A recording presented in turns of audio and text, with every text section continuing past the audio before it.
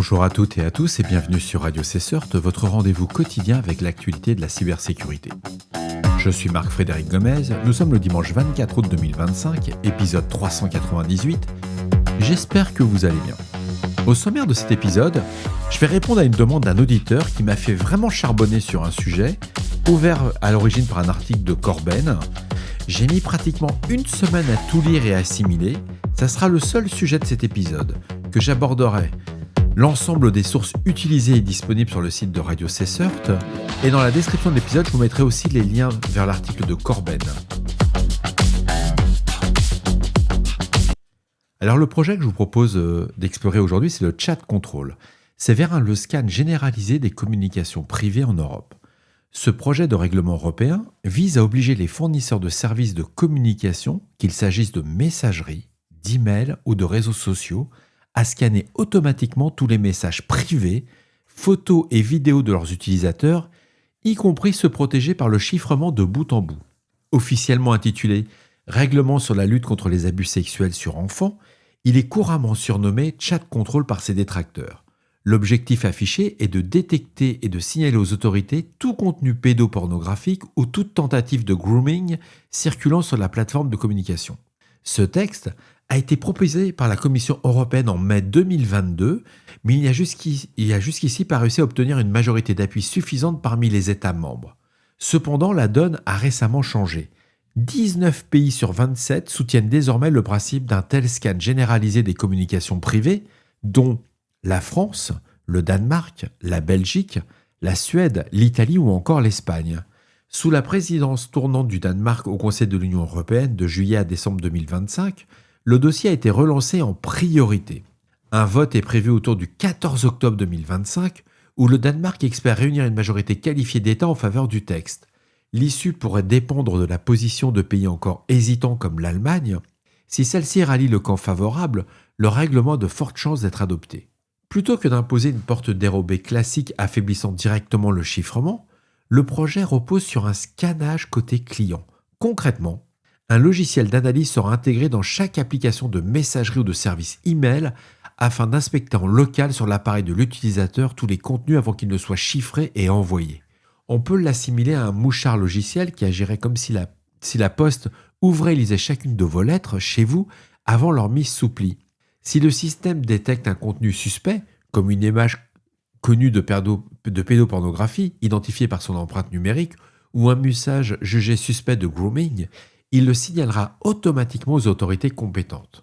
Cette détection reposerait sur des bases de données de contenu illicite connus et sur de l'intelligence artificielle capable d'analyser texte et images à la volée pour y déceler des indices d'abus d'enfants.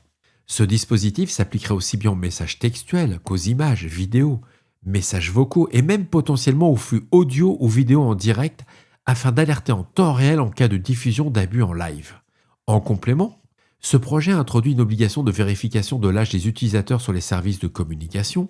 Chaque citoyen devra prouver son âge et donc souvent son identité pour accéder à une messagerie ou à un réseau social, ce qui signifierait la fin de l'anonymat en ligne sur ces plateformes.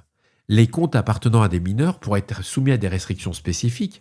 Par exemple, les applications pourraient être tenues de bloquer leurs utilisations par des enfants sans consentement parental et de limiter certaines fonctionnalités jugées à risque, comme les chats publics non modérés ou l'envoi de médias. À noter que certaines discussions évoquent une possibilité d'exemption pour des comptes de personnalités politiques, ce qui suscite une polémique sur un éventuel deux poids deux mesures entre gouvernement et citoyens.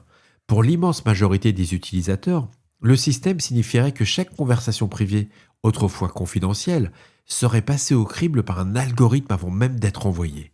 La motivation officielle du projet, elle est noble. C'est de lutter contre la pédocriminalité en ligne et de protéger les enfants.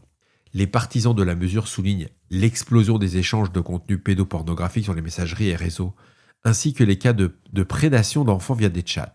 C'est-à-dire que c'est tous les harceleurs, tous les gens qui se mettent à essayer d'avoir des informations, des relations, des photos avec des enfants. C'est assez terrible. C'est vraiment terrible. Quand on fréquente les forces de l'ordre qui travaillent sur ces sujets, je vous assure que c'est vraiment pas un sujet à sous-estimer. Mais là, ça va vraiment très très loin. Ils estiment que les messageries sécurisées ne doivent pas devenir des zones de non-droit où des criminels peuvent agir en toute impunité. Personne ne dira l'inverse. Pour eux, la gravité des crimes visés justifie une entorse aux communications chiffrées. La Commission anticipe d'ailleurs une augmentation massive du nombre de signalements grâce au dispositif. Les gouvernements favorables jugent l'outil indispensable face à l'ampleur des problèmes et rappellent que les criminels exploitent le chiffrement pour échapper aux enquêtes. Selon eux, le principe du chiffrement de bout en bout n'a jamais été absolu. La loi a toujours permis, via mandat judiciaire, d'accéder aux communications, qu'il s'agisse d'écoute téléphonique ou de perquisition. Il s'agirait aujourd'hui d'adapter ses capacités d'enquête à l'ère du numérique, en dotant la police d'outils automatiques à la hauteur des technologies actuelles. Même si l'intention de protéger l'enfance fait consensus, les moyens techniques envisagés suscitent une vive inquiétude chez de nombreux experts en cybersécurité, défenseurs des droits et autorités juridiques. Le client Side Scanning revient de fait à neutraliser le chiffrement de bout en bout sur lequel repose la confidentialité de nos communications. Toute faille introduite pourrait être exploitée par des hackers, des gouvernements étrangers ou d'autres acteurs malveillants. L'installation généralisée d'un logiciel de surveillance sur chaque smartphone pose la question de la sécurité même de ces outils. Un tel mouchard devrait avoir des privilèges élevés sur nos appareils, ce qui ouvrirait de nouvelles brèches de sécurité. Les spécialistes en chiffrement et en cryptographie rappellent qu'il est impossible de concilier un scan en clair de toutes les données et un chiffrement fort. À cela s'ajoute le problème des faux positifs. Les systèmes de reconnaissance d'images pédopornographiques et surtout les filtres détectant des conversations de grooming sont imparfaits, et jusqu'à 80% des signalements pourraient s'avérer erronés. Une simple photo familiale à la plage pourrait être interprétée comme un suspect. De même, des adolescents consentants échangeant des images privées pourraient être signalés pour pornographie infantile, le système ne connaissant pas leur âge exact. Chaque faux signalement déclencherait potentiellement une enquête intrusive, exposant des personnes innocentes à des contrôles policiers et saturant les forces de l'ordre à des milliers d'alertes infondées. Alors je vais vous faire une petite confidence. Il y a une dizaine d'années, j'ai eu la chance d'être, de participer à une enquête. Une personne, un cadre supérieur, avait des photos d'enfants adolescents un peu dénudés. Cette personne est père de famille, a une fille de 14 ans, donc jusque-là, il n'y a rien de méchant. Sauf qu'il va y avoir un signalement au niveau de la police, et à 6 heures du matin, les forces de l'ordre vont arriver chez lui. Ils vont saisir son PC, ils vont constater qu'il y a des images pédopornographiques, et ce PC est à usage professionnel. Donc la personne, quand on vous êtes mis sous enquête, il y a une enquête de voisinage, donc les policiers vont aller voir les voisins, les gens commencent à parler entre eux, etc. etc. Mais le policier qui intervient se rend compte qu'il y a un truc qui colle pas. Déjà, le gars, il a pas le profil, c'est pas ce qu'on appelle le pervers, le prédateur, etc. Et il se rend compte que il a une fille, et sur les photos, il n'y a pas le visage de la personne. C'est ça qui va mettre beaucoup de temps. Il n'y a pas le visage des enfants qui se prennent des photos. Donc, il y a une jeune fille et un jeune garçon qui s'échangent des photos.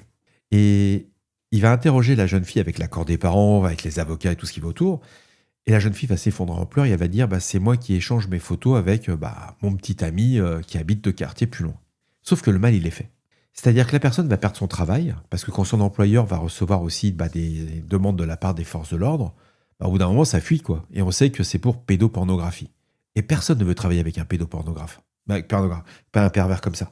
Donc, ce qui va se produire, il va perdre son emploi, il va divorcer, il va devoir déménager, ses voisins ne parlaient plus aux enfants, c'est-à-dire que les enfants, toute la cercle familiale va exploser juste sur une photo qui était totalement légitime entre deux adolescents qui échangeaient des photos entre eux. C'est normal, ils découvrent leur corps, voilà, c'est des trucs, il n'y a rien de choquant à part chez les coincés du fion, quoi. Et qui n'a pas une fois échangé une photo, voilà. C'est des trucs qui m'ont semblé assez surprenants. Mais le faux signalement, ouais, ça va enclencher des choses assez folles si ce projet passe. Voilà, c'est juste une conséquence sur une simple photo, ce que ça a donné. Une vie brisée, une famille qui a explosé, et des enfants qui sont martyrisés, qui sont traumatisés, pas martyrisés, traumatisés à vie. Donc les conséquences, elles ne vont pas être seulement individuelles, mais aussi sociétales et juridiques. Le projet va heurter de plein fouet le secret de la correspondance privée et le secret professionnel. Imaginez les échanges entre un avocat et son client ou entre un médecin et son patient qui se verraient scannés, compromettant la confidentialité garantie par la loi. Plusieurs ONG dénoncent une mesure digne d'une surveillance de masse orwellienne, c'est clair. À côté de 1984, ça va sembler vraiment Disneyland, quoi. Même certaines institutions européennes mettent en garde. Pour elles, il s'agirait d'une surveillance générale et indiscriminée, incompatible avec la charte des droits fondamentaux. Alors les acteurs technologiques eux-mêmes contestent le projet. Signal a déclaré qu'il pourrait quitter l'Europe plutôt que de briser le chiffrement de ses communications. WhatsApp et Telegram tiennent la même ligne. Apple, qui avait tenté en 2021 d'introduire un système de scan local pour iCloud, a finalement renoncé face au tollé, admettant l'impossibilité de scanner les données privées sans fragiliser la sécurité et les libertés associées. Alors politiquement, ce clivage ne suit pas les lignes classiques. L'Espagne, la France, le Danemark, la Belgique et d'autres pays se montrent extrêmement favorables. Les Pays-Bas, la Pologne, la République tchèque, eux s'y opposent fermement. L'Allemagne reste indécise et son choix pourrait être déterminant. Le Parlement européen, de son côté, avait rejeté dans le passé toute idée de surveillance généralisée sans ciblage. Les débats y sont encore vifs. C'est vrai que quand on donne comme excuse que c'est pour lutter contre de la pédocriminalité, personne ne va aller dire non, il ne faut pas le faire. C'est juste le fait que là, il n'y a plus de limite. Et la société civile est en train de se mobiliser. Des ONG, des associations de défense et liberté et citoyennes s'organisent pour faire barrage au projet. Certaines plateformes rappellent qu'elles préfèrent être interdites en Europe plutôt que de céder sur le chiffrement. Le Royaume-Uni, avec son Online Safety Act de 2023, avait tenté une démarche similaire avant de reculer, faute de solutions techniques viables. L'histoire montre que ce n'est pas la première tentative. Il faut voir que ça a commencé avec le Clipper Chip dans les années 90, aux lois australiennes et britanniques des années 2010 et 2020, en passant par les résolutions du Conseil de l'Union européenne, les gouvernements reviennent régulièrement à la charge sur le chiffrement. Mais chaque fois, la question reste la même. Jusqu'où aller pour protéger la sécurité collective sans compromettre la sécurité informatique et les libertés individuelles? Ce projet, Chat Control, pose donc une question fondamentale. Sommes-nous prêts à sacrifier le secret de nos communications privées pour accroître la détection de crimes graves? Si le règlement est adopté, il fera presque certainement l'objet de recours juridiques. Sa mise en œuvre pratique sera complexe. Comment contraindre des géants mondiaux du numérique à déployer de tels systèmes sans qu'ils se retirent du marché européen? Comment éviter la cascade de faux positifs et le risque de détournement d'un outil aussi invasif? Si le texte échoue, le débat ne disparaîtra pas pour autant. Le dilemme entre chiffrement et sécurité restera posé. Et d'autres solutions seront recherchées, qu'il s'agisse de la détection sur les contenus publics, de l'action policière ciblée ou de l'éducation au numérique. Quoi qu'il en soit, ce projet de Chat Control révèle une direction inédite qui pourrait prendre l'Europe en matière de surveillance numérique.